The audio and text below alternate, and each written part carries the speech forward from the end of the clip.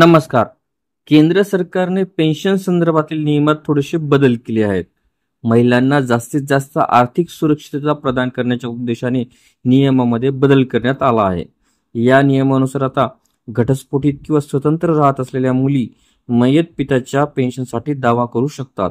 जर एखाद्या महिलेने घटस्फोटासाठी अर्ज केलेला असेल, अशा परिस्थितीमध्ये संबंधित महिला आपल्या पतीऐवजी मुलांना पेन्शनसाठी वारस म्हणून नियुक्त करू शकते.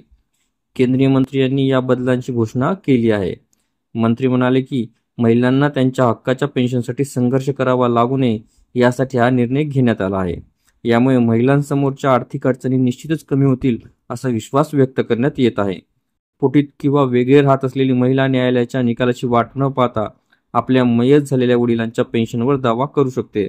जर घटस्फोटाची कारवाई पेन्शनधारक जिवंत असताना सुरू झालेली असेल तर महिला लाभासाठी पात्र असेल.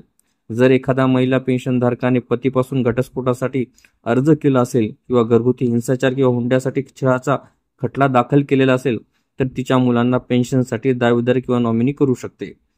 एखाद्या विधवा महिलेने पुनर्विवाह केलेला असेल तर तिचे उत्पन्न किमान पेन्शन मर्यादेपेक्षा कमी असल्यास तिला तिच्या माजी पतीचे पेन्शन मिळत राहील. महिलांना आर्थिकदृष्ट्या सक्षम करण्याच्या उद्देशाने पेन्शनच्या नियमामध्ये बदल करण्यात आल्याचे केंद्रीय मंत्री यांनी स्पष्ट केले. पेन्शन सुरक्षेव्यतिरिक्त कार्मिक आणि प्रशिक्षण विभागाने सरकारी सेवेतील महिला कर्मचाऱ्यांना पाठबळ देण्यासाठी काही महत्त्वाचे निर्णय घेतले आहेत. एकट्या माता 2 वर्षाच्या कालावधीत टप्प्याटप्प्याने रजा घेऊ शकतात, ज्यामध्ये मुलांसह परदेशात प्रवास करण्याची परवानगी देखील केंद्र सरकारने दिली आहे. गर्भपात किंवा मृत बाळाच्या जन्मासाठी देखील महिला कर्मचाऱ्यांना पगारी रजाही देण्यात येत असते. आपल्याला व्हिडिओ आवडले असल्यास चॅनलला नक्कीच लाईक, शेअर आणि कॉमेंट्स करायला विसरू नका.